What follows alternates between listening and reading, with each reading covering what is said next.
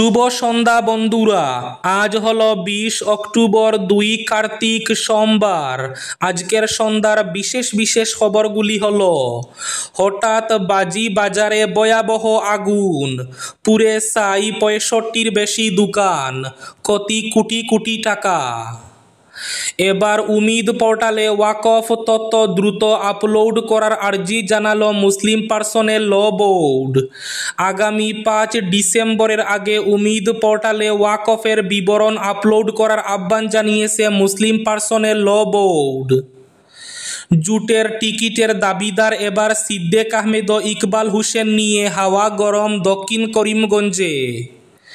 মুখ্যমন্ত্রী হিমন্ত বিশ্ব শর্মার বিরুদ্ধে এবার জুবিন গার্গ কাণ্ড নিয়ে সরব সাংসদ গৌরব গগৈ। 94,477 জন ডি ভোটার রয়েছেন অসমে।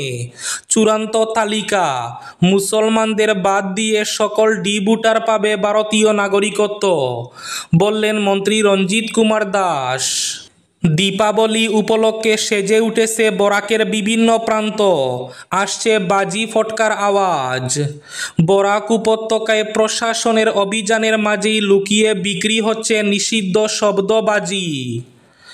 সোনার দামে বিরাট পতন, হঠাৎ সোনা 5,000 টাকা কমে গেল।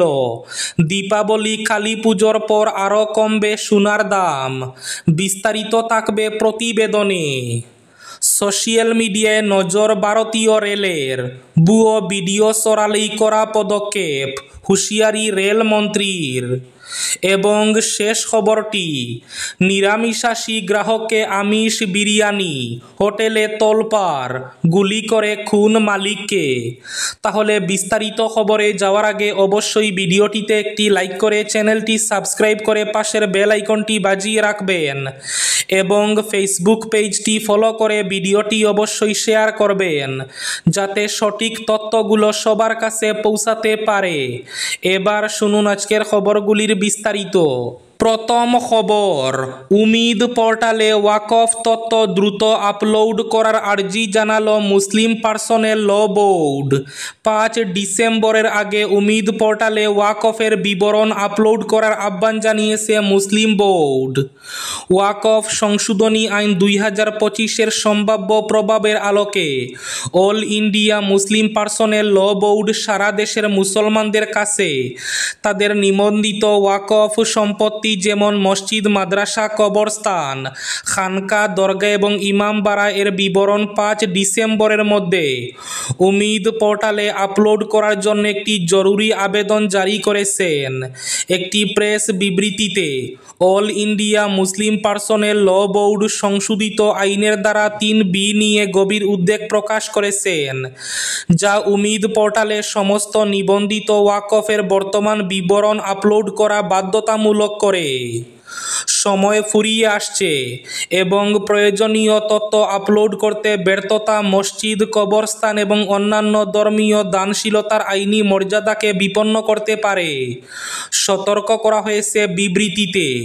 5 ডিসেম্বরের মধ্যে সবাইকে আপলোড করতে বলা হয়েছে বারবার।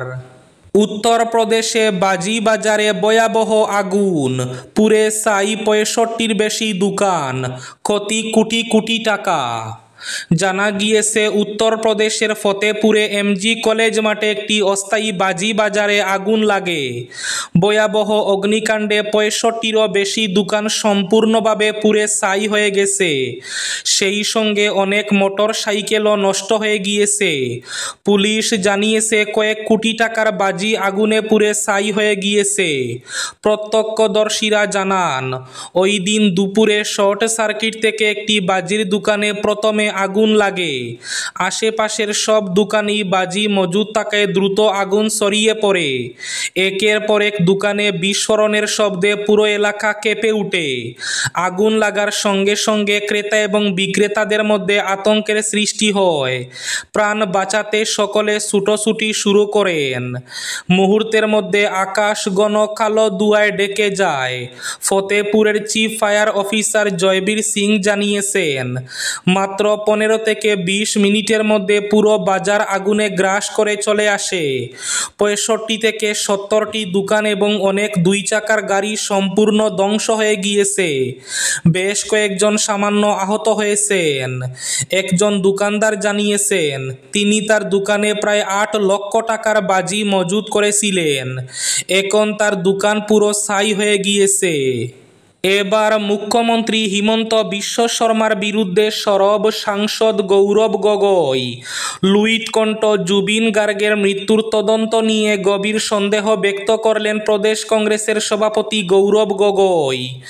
গত 19 সেপ্টেম্বর সিঙ্গাপুরে মারা যান হার্টথ্রব জুবিন গার্গ। 1 মাস পূর্ণ হল জুবিনহীন অসমের। সাংসদ গৌরব গগৈ বলেন, অসম সরকারের তদন্ত কমিটির তদন্ত প্রক্রিয়া দেখে মনে হচ্ছে তা যেন উত্তর পূর্ব ভারত উৎসবের আয়োজক শ্যামকানু মহন্ত এবং জুবিন গার্গের ম্যানেজার সিদ্ধার্থ শর্মাকে রক্ষা করার লক্ষ্যে। সাংসদ গৌরব আরও বলেন, মুখ্যমন্ত্রী হিমন্ত বিশ্ব শর্মা এসআইটির মাধ্যমে যেভাবে তদন্ত প্রক্রিয়াকে এগিয়ে নিয়ে যাচ্ছেন, মনে হচ্ছে তিনি তার ঘনিষ্ঠ শ্যামকানু মহন্তকে বাঁচানোর চেষ্টা করছেন। তিনি এ কারণে এই এসআইটি গঠন করেছেন। গৌরব গগৈ আরও বলেন, আইন বিশেষজ্ঞরা পর্যন্ত নানা প্রশ্ন উত্থাপন করছেন। মুখ্যমন্ত্রী হিমন্ত নিজে তদন্তের নেতৃত্ব দিচ্ছেন।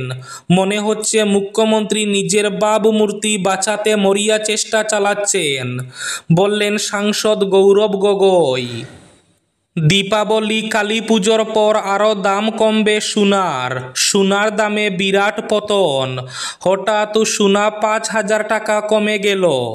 16 অক্টোবরে প্রতি 10 গ্রামে সোনার দাম পৌঁছে গিয়েছিল 1,32,000 টাকায়, কিন্তু আজ 1,26,000 টাকায় লেনদেন হয়েছে, অর্থাৎ সোনার দাম 5,000 টাকারও বেশি কমেছে। অন্যদিকে জানা গেছে দীপাবলি এবং কালী পুজোর পর আরও দাম কমবে সোনা এবং রূপোর। 94,477 জন ডি ভোটার রয়েছেন অসমে। এবার স্পষ্ট হলো তালিকা। এর মধ্যে মুসলমানদের বাদ দিয়ে সকল ডি ভোটাররা পাবেন ভারতীয় নাগরিকত্ব। মুসলমান বাদ দিয়ে হিন্দু, শিখ, পার্সি, জৈন, খ্রিস্টান এবং বৌদ্ধ ধর্মাবলম্বীরা ভারতীয় নাগরিকত্ব পাবেন, বললেন মন্ত্রী রঞ্জিত কুমার দাস। সুপ্রিম কোর্ট এবং ভারত সরকারের নির্দেশে অসমে ডি ভোটারের সমস্যা শেষ হবে। 94,477 জন ডি ভোটার রয়েছেন অসমে। নিপীড়িত ও মুসলমান লোকদের বিরুদ্ধে ট্রাইব্যুনালে চলতে থাকা ডি ভোটারের মামলাও প্রত্যাহার হবে। দীপাবলি উপলক্ষে সেজে উঠেছে বরাক উপত্যকার বিভিন্ন প্রান্ত। চারিদিক থেকে শুধু বাজি পটাকার আওয়াজ। অন্যদিকে শিলচর সহ বরাক উপত্যকায় প্রশাসনের অভিযানের মাঝে লুকিয়ে বিক্রি হচ্ছে নিষিদ্ধ শব্দবাজি। সরকারি গাইডলাইন অনুযায়ী যেখানে বাজি বা পটকা ফাটানো হবে সেই স্থল থেকে 4 মিটার দূরত্বে আওয়াজ হতে হবে 125 ডেসিবেলের কম। এই গাইডলাইনকে ভিত্তি করে বরাক উপত্যকার প্রশাসনের তরফে অভিযান শুরুর পরও কিন্তু থেমে নেই এমন বাজি পটকার বিক্রি। নিষিদ্ধ বাজির তালিকায় প্রথম ভাগেই নাম রয়েছে হাজারির। রবিবার বরাক উপত্যকার বিভিন্ন এলাকায় ঘুরে দেখা যায় বিক্রেতারা হাজারি বা অনুমোদিত তালিকার বাইরে থাকা উচ্চ শব্দ তরঙ্গ সৃষ্টিকারী বাজি পটকা বাইরে সাজিয়ে রাখা থেকে বিরত রয়েছেন। তবে কানে কানে জিজ্ঞেস করলেই এক পলক ভালোভাবে নিরীক্ষণ করে জানিয়ে দিচ্ছেন স্টক রয়েছে, একটু অপেক্ষা করলে দেওয়া যাবে সেসব।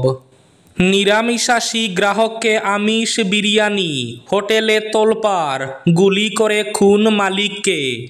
নিরামিষাশী ক্রেতাকে আমিষ বিরিয়ানি দেওয়া নিয়ে রাঁচিতে সম্প্রতি চাঞ্চল্যকর ঘটনা। নিরামিষ বিরিয়ানির বদলে গ্রাহককে আমিষ বিরিয়ানি পরিবেশন করার অভিযোগ, আর তার জেরে শুরু হয় তুমুল বচসা। শেষ পর্যন্ত গুলিবিদ্ধ হয়ে মৃত্যু ঘটল এক হোটেল মালিকের। শনিবার রাতে ঝাড়খণ্ডের রাঁচিতে ঘটনাটি ঘটেছে। অভিযুক্তের খুঁজে তদন্তে নেমেছে পুলিশ। পুলিশ সূত্রে খবর, ঘটনাটি ঘটেছে রাত 11:30 নাগাদ। সংবাদ সংস্থা পিটিআই-এর একটি প্রতিবেদন সূত্রে জানা গেছে, নিহত দোকানির নাম বিজয় কুমার নাগ। রাঁচির কাকে পিতরিয়া রোডের ধারে একটি খাবারের দোকান চালাতেন তিনি। সোশ্যাল মিডিয়ায় নজর ভারতীয় রেলের। ভুয়ো ভিডিও ছড়ালেই কড়া পদক্ষেপ, হুঁশিয়ারি রেলমন্ত্রীর। সোশ্যাল মিডিয়ায় ভারতীয় রেল সম্পর্কিত ভুয়ো ভিডিও ছড়ালে কড়া পদক্ষেপ নেওয়া হবে, একথা স্পষ্ট জানিয়ে দিলেন রেলমন্ত্রী অশ্বিনী বৈষ্ণব। ইতিমধ্যেই সেই প্রক্রিয়া শুরু করে দিয়েছে রেল মন্ত্রক। রবিবার দিল্লির আনন্দ বিহার রেল স্টেশন পরিদর্শন করেন রেলমন্ত্রী অশ্বিনী বৈষ্ণব। যাত্রীদের সঙ্গে সরাসরি কথা বলেন, যাত্রীদের কাছ থেকে স্টেশনের পরিচ্ছন্নতা এবং বর্তমান সুযোগ সুবিধা সম্পর্কে মতামত নেন। পরিদর্শন শেষে সাংবাদিকদের মুখোমুখি হয়ে রেলমন্ত্রী জানান, সোশ্যাল মিডিয়ায় অনেকেই ভুয়ো ভিডিও শেয়ার করে যাত্রীদের মধ্যে বিভ্রান্তি সৃষ্টি করেন। সবাইকে অনুরোধ করেন এ ধরনের কাজ থেকে যেন তারা বিরত থাকেন, নইলে তাদের বিরুদ্ধে কড়া পদক্ষেপ নেবে রেল। এবার শেষ খবরটি, জুটের টিকিটের দাবিদার সিদ্দিক আহমেদ ও ইকবাল হোসেন। হাওয়া গরম দক্ষিণ করিমগঞ্জে। কংগ্রেস ছাড়াও অগপ বিজেপি জুটের টিকিটের দাবিদার হয়ে দক্ষিণ করিমগঞ্জকে সরগরম করে তুলেছেন সিদ্দিক আহমেদ ও ইকবাল হোসেন। দক্ষিণ করিমগঞ্জ কেন্দ্রে কংগ্রেসের মতো অগপ বিজেপি টিকিট নিয়ে প্রাক্তন মন্ত্রী তথা বর্তমান দক্ষিণ করিমগঞ্জের বিধায়ক সিদ্দিক আহমেদ এবং ইকবাল হোসেনের মধ্যে তরজার লড়াই শুরু হয়েছে।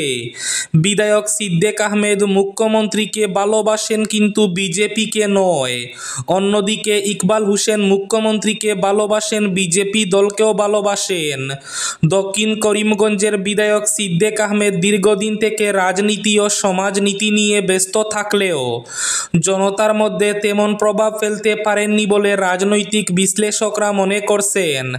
কারণ হিসাবে তারা বলতে চাইছেন, বিধায়ক সিদ্দিক আহমেদ জনতার সেবক হিসাবে কাজ করে জনতার উন্নয়নের চেয়ে নিজ ভূসম্পত্তি সহ অন্যান্য দিকে উন্নত হয়েছেন।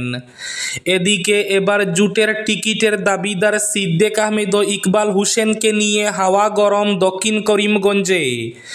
এই ছিল আজকের সন্ধ্যার বিশেষ খবরগুলি। ভিডিওটি অবশ্যই লাইক করে শেয়ার করে দেবেন।